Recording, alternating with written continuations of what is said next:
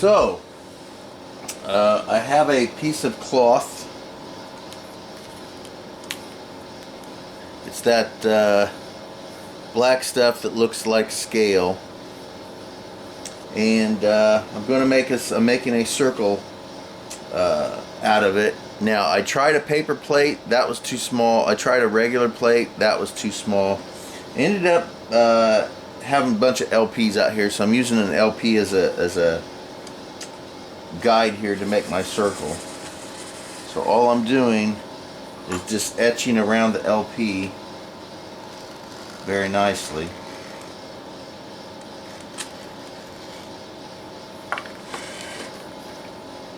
And creating my circle.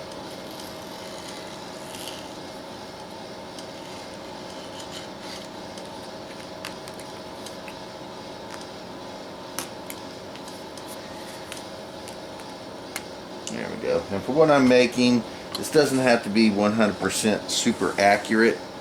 The better, the more accurate it is, the better. But again, this is just a quick outdoorsy project that can be done even if I didn't have my circle.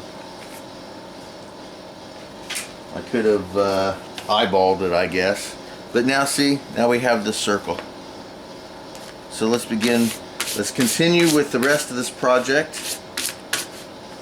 And I am going to be using a leather punch. Alright, so now I have my circle, I have my leather tool, and I'm just going to fold the circle into half, and again into half, so I create this nice little pizza wedge type shape. When I do that, I'm just going to clamp it down so that it doesn't go anywhere. There we go.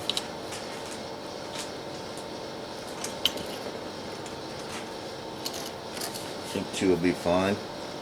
And all I'm going to do is I'm going to take my hole punch and I'm just going to punch a hole on the edge, probably about a ½ inch or so in, because I want to have some space here.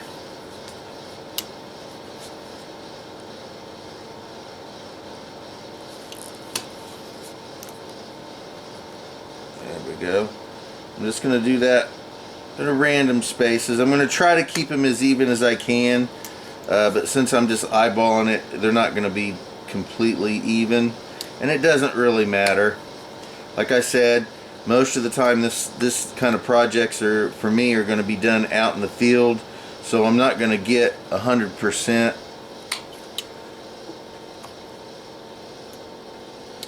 accuracy, and it's not going to be symmetrical and perfect. But then again, having it like this is more natural than being able to measure things out and having the nice little evenly spaced everythings. And so let's get one more in here.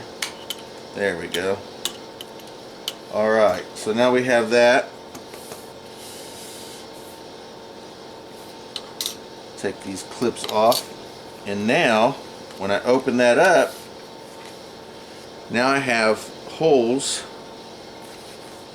There we go,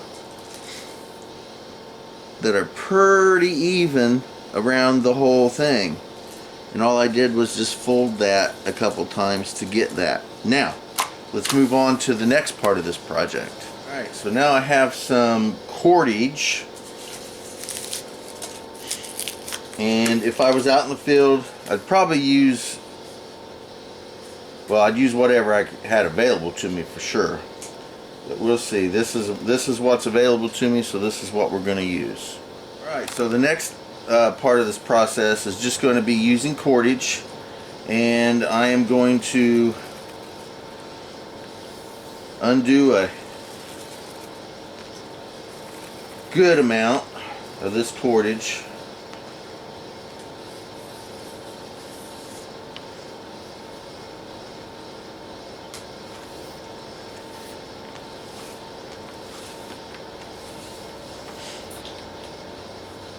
let's see here, we'll go 10 times. 1, 2, 3, 4, 5, 6, 7, 8, 9, 10, 11, 12, 13 there. We'll go 13 times the size of the width of this. And that's the size of the cordage. Now all I'm going to do is I'm just going to weave it in and out of these holes. So let me half this.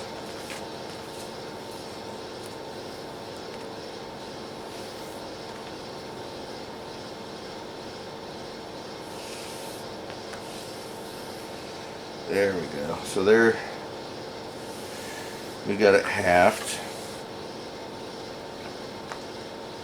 What I'm going to do is I'm going to start on one side here, and I'm just going to see, should I go under or oh, I'll go under. From the outside, we'll pull that through, and on this next one over here, I will do the same thing with the other tag end.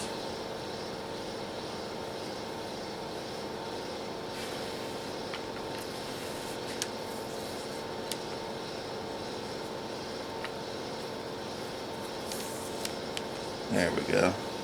So we have it like so. So now I'm going to do is just weave these in and out on either side.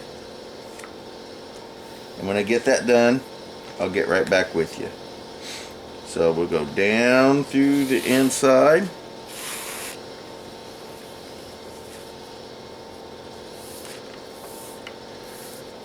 Up through the outside.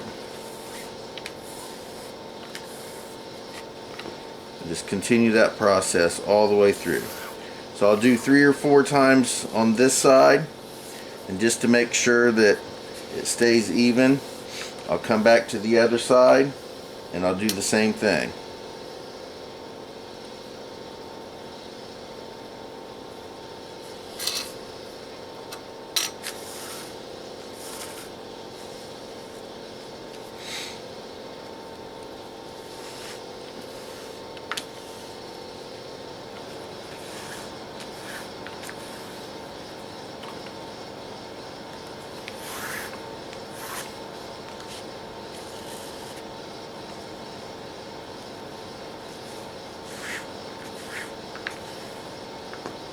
Alright, and now the last one. It goes down through. And there we go. So there's this. Now, all we do is we put our items that we want in our bag. So let's see what we're going to do. We'll put this Kiwi saddle soap and conditioning oil in there for now. And you just tighten that bad boy up. There we have. And there's our pouch. Now, I have extensive amount of cordage left over.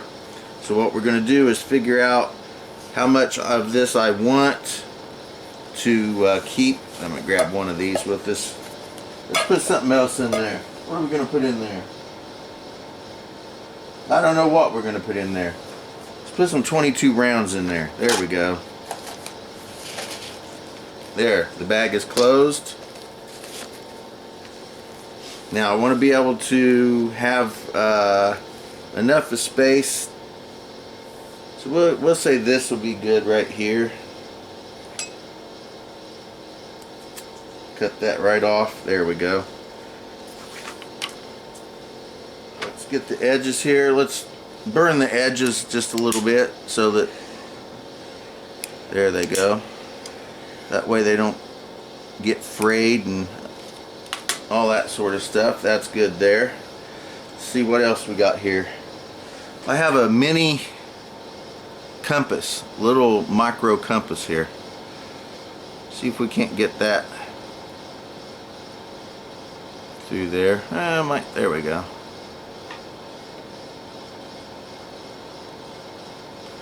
You have to push that through.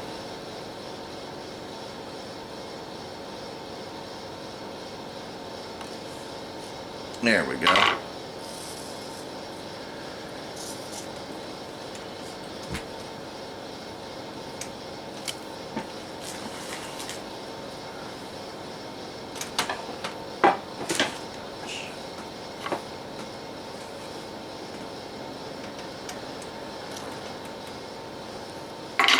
There we are. So here's a little mini compass that I can use as a block. There we go. There, see how that works? That keeps it tight, keeps it shut. And I also have a little compass on there. I don't know how guaranteed that is actually going to work, but anyway, got that there. And from there,